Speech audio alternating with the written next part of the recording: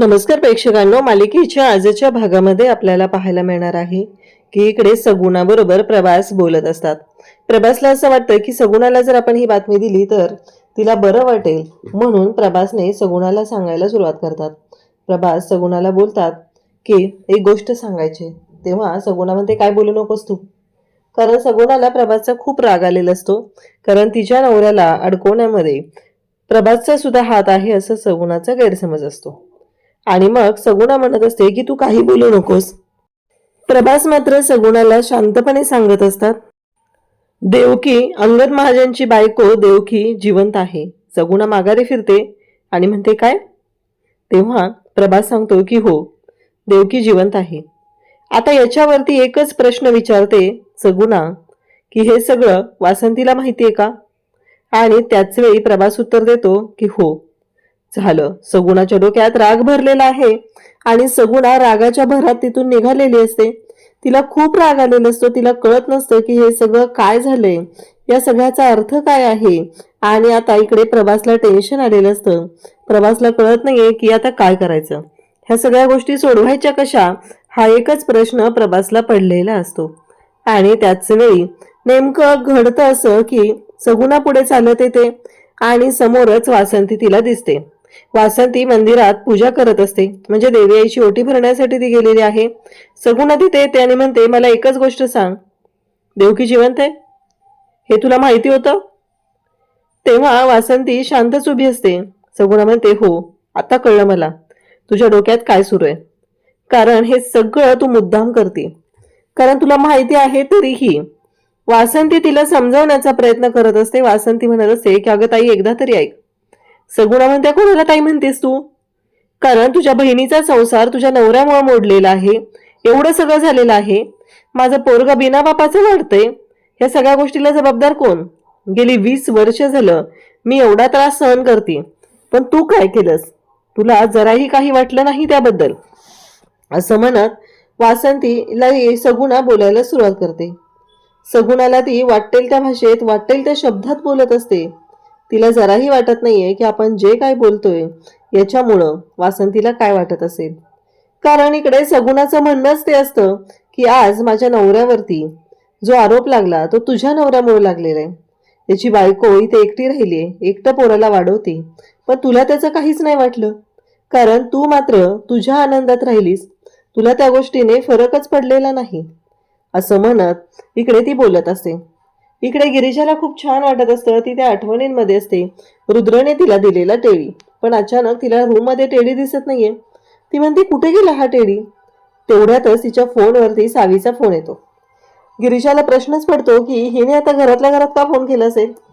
तेव्हा सावी तिकडून सांगते की एक गोष्ट लक्षात ठेव, तुला खूप वाटत असतं ना, मला बोलू नकोस काय, मी एक मेसेज पाठवला ते बघ, आणि ती वस्तू जर तुला हवी असेल तर बाहेर ये. गिरिजाला प्रश्न पडतो की आता ही सावी कशाबद्दल बोलतीये, काय बोलतीये, असं गिरिजा विचार करू लागते. तेव्हा मात्र सावी तिला फोटो पाठवते. तो फोटो असतो तो टेडीचा. टेडी बाहेर नेऊन ठेवलेला असतो. गिरिजा तर तोच फोटो टेडी शोधत असते. इकडे मुद्दामच सावीने हे सगळं केलेलं कांड असतं. आता गिरिजा तो फोटो पाहते आणि गिरिजाला खरं तर वाईट वाटतं, पण हा टेडी सावीकडे कसा गेला, म्हणजे सावी आमच्या रूम मध्ये येऊन गेली आहे ही गोष्ट गिरिजाच्या लक्षात येते.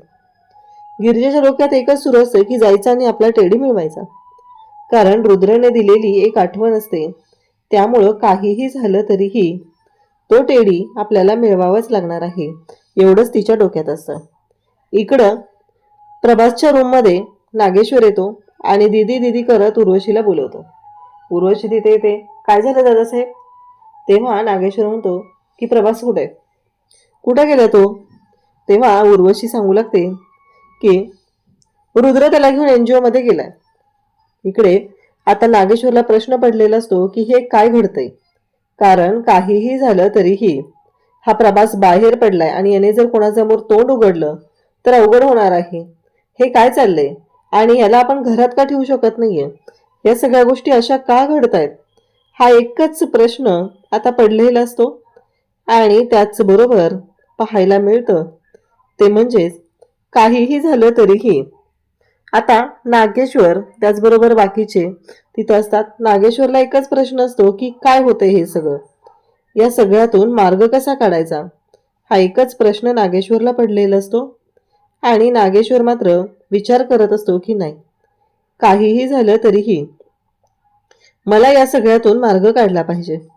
इकडे वासंती आणि त्याचबरोबर सगुणा दोघी बोलत असतात. सगुणा वासंतीला म्हणत असते की तू हे सगळं मुद्दाम केलंय. इतकी वर्ष झालं मी माझ्या नवऱ्यासाठी इथं धडपडतेय, तुला त्याचं काहीही वाटलेलं नाही. तुला एकदाही वाटलं नाही की माझा नवरा निर्दोष सुटला पाहिजे. या सगळ्याला जबाबदार तुझा नवरा आहे. तुझ्या नवऱ्याने खून केला, त्याचा आरोप माझ्या नवऱ्याने घेतला, तरीही तुला त्याचं काहीच पडलेलं नाही. असं म्हणत इकडे ती बोलत असते. तेव्हा मात्र वासंती तिला म्हणते, अगं मी माझ्या मुलासाठी, तू पण एक आई आहे, मी माझ्या मुलासाठी शांत राहिली ग, तू ऐकून घे ना. तेव्हा ती म्हणते, तुझी बहीण मेली. इकडे गिरिजा बाहेर येते. गिरिजा बाहेर आलेली असते आणि पाहते तर काय, तिथे बाहेर तिचा टेडी असतो आणि तो टेडी तिथे आणून ठेवलेला आहे सावीने. आणि सावी म्हणते की आता घरी मजा येणार आहे. कसं आहे माहिती आहे का, कागदोपत्रावर सही करून आलेली कॉन्ट्रॅक्टची बायको आहे. काहीही झालं तरीही रुद्र माझाच आहे आणि तो माझाच राहणार आहे, एवढं लक्षात ठेव. गिरिजा म्हणते की तोंड सांभाळून बोलायचं. कसं आहे, कॉन्ट्रॅक्टची बायको असली आणि काही असली तरीही देवा ब्राह्मणाच्या साक्षीने अख्ख्या गावासमोर लग्न करून मी या घरात आलेली आहे. त्याच्यामुळं तुझा इथे काही संबंध नाहीये. तुझ्यासारखी बिनबुलाया मेहमान नाहीये, न बोलवलेली पाहुणी. निघायचं इथून. तसं तर या घराशी तुझा काहीच संबंध नाहीये. माणुसकी म्हणून आम्ही तुला ठेवून घेतलंय, एवढंच काय ते, एवढं लक्षात ठेव. असं इकडे तिनं तिला सांगते. नागेश्वर आता गुरुजींना बोलवून घेतो. नागेश्वरला एकच प्रश्न पडलाय की काय झालंय आमच्या नशिबाचं, आमच्या नशिबात काय लिहिलंय आता. कारण गुरुजींनी सांगितलं होतं त्या पद्धतीनं गोष्टी केलेल्या होत्या आणि मग हे असं अचानक का झालं, हा एकच प्रश्न नागेश्वरला असतो. गुरुजींना नागेश्वर विचारतो, हे सगळं काय चाललंय गुरुजी, तुम्ही सांगितलं होतं तशाच गोष्टी आम्ही केल्या, मग का आमच्या मनाप्रमाणे होत नाहीये, असं नागेश्वर विचारू लागतो. तेव्हा गुरुजी म्हणतात, पण तुम्ही एक गोष्ट केलेली नाहीये, तुम्ही सून म्हणून स्वीकार नाही केला तिचा मनापासून. आता गुरुजींनी हे सांगितल्यावर ह्या दोघांनाही राग येतो. नागेश्वर म्हणतो की अहो तुम्ही सांगितलं म्हणून लग्न केलं तिचं रुद्र बरोबर, सून म्हणून आणली. तेव्हा नागेश्वर म्हणतात, हेच चिडतंय, हेच चुकतंय तुमचं, असं गुरुजी सांगू लागतात. कारण उर्वशी गिरिजाबद्दल वाटेल ते बोलत असते. गुरुजींचं असं म्हणणं आहे की नागेश्वर साहेब तुम्हीच सांगितलं ना, एक काम तुमचं झालंय. नागेश्वरला आठवतं. ते म्हणतो की हो. इकडे वासंतीच्या समोर अक्षरशः ढसा रडत असते. त्याचबरोबर ती म्हणत असते की माझा नवरा वणवण भटकतोय, कुठं फिरतोय, काय करतोय, मला काहीच माहिती नाहीये, पण हे सगळं तुझ्या नवऱ्याने केलेलं आहे आणि तरीही या सगळ्या गोष्टी तुला काहीच वाटत नाही, अशा भाषेमध्ये ती बोलत असते. आता मात्र प्रश्न उभा राहिलेला असतो आणि मग ती म्हणते की बाद झालं, तुला माहिती असूनही तू सांगितलं नाही, कारण तुला वाटत नाहीये की तुझ्या बहिणीचा संसार सुखाचा व्हावा, म्हणून तू या सगळ्या गोष्टी लपवून ठेवलेल्या आहेत. कारण एकमेव ती व्यक्ती आहे जिला माहिती आहे सगळं, माझा नवरा निर्दोष आहे, माझ्या नवऱ्याला निर्दोष सोडवण्यासाठी एकमेव ती व्यक्ती आहे आणि तिच्यामुळं माझं आयुष्य बदलू शकतं, असं म्हणत ती रागातच निघून जाते. इकडे गुरुजी बोललेल्या नागेश्वरला आठवतं की हो, अगदी खरं आहे ते. कारण एक काम झालंय, गिरिजा आल्यामुळं इतक्या वर्ष ती देवकी कुठं होती, ती देवकी सापडलेली आहे. त्याच्यामुळं आता गिरिजा बरोबर आपल्याला सांभाळून घ्यावं लागणार आहे, हे नागेश्वरच्या लक्षात आलेलं असतं. आणि सेम गोष्ट त्याने तीच गोष्ट इकडे उर्वशीला सुद्धा सांगितलेली आहे. दीदी, गुरुजी जे म्हणतात ते करावं लागणार आहे आपल्याला, आणि गुरुजींनी सांगितले म्हणजे त्या गोष्टी तशाच असतील, असं नागेश्वरचं म्हणणं आहे. पण उर्वशी म्हणते की मी नाही. उर्वशीला इकडे नागेश्वर सांगत असतो की काही झालं तरीही दीदी, त्या गोष्टी आपल्याला समजून घ्याव्याच लागणार आहेत आणि ते करावंच लागणार आहे. पण उर्वशीची अजिबात इच्छा नाही. ती म्हणते की नाही दादासाहेब, मी करू शकत नाही, मी त्या गिरिजाच्या तर पायाशी अजिबात जाऊ शकत नाही. वासंतीला इकडे खूप राग आलेला आहे. वासंती म्हणत असते की तू मुद्दाम केलं, तुझ्या नवऱ्याला पाठीशी घालण्यासाठी हे सगळं केलंय. आता बघ मी काय करते ते, कारण आकाश पाताळ एक करून काढेल. पण नक्कीच मी शोधून काढणार आहे, असं ती सांगू लागते. इकडे गिरिजाबरोबर बोट करून बोलत असते आणि सावीचं बोट तसंच गिरिजा पकडते आणि म्हणते की तू आलेली आहेस, तुला कोणीही बोलवणं दिले नसताना या घरात येण्याचं धाडस केलेलं आहे. हे घर माझं आहे, रुद्र माझे आहेत, माझं त्यांच्याशी लग्न झालंय, त्यामुळे लांब राहायचं. आणि दुसरी गोष्ट, माझ्या परवानगीशिवाय माझ्या रूममध्ये कशी गेलीस तू? तुला कोणी अधिकार दिला आमच्या रूममध्ये जाण्याचा? तेव्हा राग आलेला असतो सावीला. सावी काचेची बॉटल तिथं फेकते आणि म्हणते जा, घे जा, तुला घ्यायचंय ना काय तुझं, घे जा, असं म्हणत तिला तिथून ढकलते.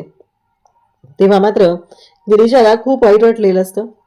इकडे उर्वशी आणि नागेश्वर यांच्यामध्ये बोलणं सुरू आहे. त्यांना काही करून नशीब जे आहे ते नागेश्वरला त्याचं बदलायचं आहे, त्यासाठी त्याची ही सगळी चाललेली धडपड आहे. आणि तो त्यामध्ये उर्वशीला सुद्धा दम देत असतो.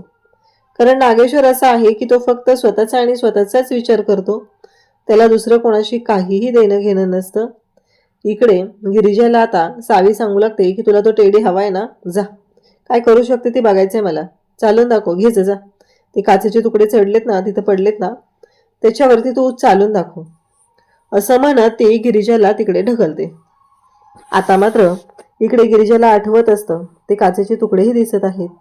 गिरिजाला हेही आठवते की तो रुद्रने टेडी किती प्रेमाने दिला होता आणि आता हे सगळं काय होऊन बसलंय, असं म्हणत गिरिजा आता निघालेली असते. आणि तेव्हाच इकडे गिरिजाच्या लक्षात येतं, कारण त्या काचा, ते तुकडे गिरिजाच्या पायामध्ये घुसत असतात आणि सावीने त्या काचांमध्ये तिला ढकललेलं असतं.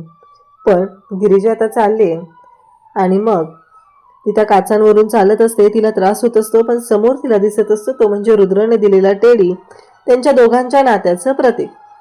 आता असं म्हणत इकडे गिरिजा चालत जाते, तो टेडी घेते, तेवढ्यात तिकडून रुद्र आलेला असतो. रुद्र पाहतो गिरिजा रडत आहे, तिथं टेडी घेऊन बसली, समोर काचांचा ढीग पडलाय. रुद्र तिथं चालत येत असतो, गिरिजा त्याला सावकाश म्हणू लागते. रुद्र तिथं पोहोचतो आणि मग मात्र गिरिजा रुद्रला म्हणते की रुद्र म्हणतो काय झालं? मग तिकडून तेवढ्यात सावी आलेली असते. सावी म्हणते काय झालं? गिरिजा रडत असते, टेडी हातात असतो. गिरिजा सांगत असते की हा टेडी कोणीतरी असा बाहेर आणून ठेवला होता ना, मग तो घ्यायचा होता. मग ह्या काचा कुठून आल्या? घरात एवढ्या काचा कशा आल्या? असं रुद्र विचारतो. तेव्हा मात्र गिरिजा म्हणत असते की नाही माहिती. सावी तिकडून आलेली असते. सावी म्हणते काय झालं हे सगळं आणि ह्या काचा? तेव्हा गिरिजा सांगत असते की आपल्या दोघांच्या नात्याचं प्रतीक आहे हे, आणि मी असं कसं सोडणार होते, आणि मी असं कसं सोडून त्याला येऊ, असं ती सांगू लागते. तेव्हा मात्र इकडे गिरिजा आणि रुद्र दोघंही बोलत असतात आणि त्याच वेळी इकडे गिरिजा म्हणत असते की काहीही झालं तरीही आत्ता हा टेडी मिळवणं खूप गरजेचं होतं. आणि मग मात्र रुद्र आणि गिरिजा दोघंही बोलत असतात आणि त्याच वेळेस रुद्र गिरिजाला म्हणत असतो की मी तुम्हाला दुसरा टेडी दिला असता ना, एवढं काय होतं याच्यापाशी, आणि हे कशासाठी केलं तुम्ही, असं म्हणत रुद्र गिरिजाला विचारू लागतो. गिरिजा म्हणत असते की नाही रुद्र, आणि मग गिरिजाला तो सावरतो. सावी तिथे येते. गिरिजाला चालता येत नसतं. गिरिजाला तो म्हणतो मी तुम्हाला उचलून घेऊ का, असं म्हणत रुद्रने आता गिरिजाला उचलून घेतलेला आहे आणि बेडरूमकडे घेऊन चाललेला आहे. सावीचा डाव तिच्यावरच उलटलेला असतो. तिला कळायचं बंद होतं की हे सगळं काय घडतंय, कारण काहीही झालं तरीही सावी मात्र आता तीच तोंडावर पडलेली असते. रुद्र गिरिजाला घेऊन चाललेला असतो. उद्याच्या भागात आपल्याला पाहायला मिळतं की होळीचा सण आहे आणि आता तिथे सगुण आलेली असते. तेव्हा उर्वशी तिच्या अंगावर धावून जाते आणि तू कशाला इथं आले, तुला कोणी बोलवले, असं म्हणत तिला नकार देत असते. त्याच वेळी सगुणा तिथून जात असते.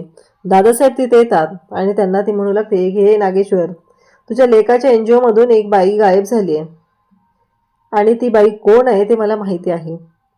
त्याच वेळी इकडे रुद्रने गिरिजाला रंग लावलेला असतो आणि गिरिजाने रुद्रला रंग लावलेला असतो. दोघंही प्रेमाचा रंग एकमेकांना लावतात. इकडे उर्वशी आणि सावीने भांग तयार केलेली आहे आणि मुद्दामच त्या थंडाईमध्ये भांग टाकली आणि ती भांग त्यांनी गिरिजाला प्यायला दिलेली असते आणि गिरिजाला सांगितलेलं असतं की हे घे. गिरिजा ती भांग पिते.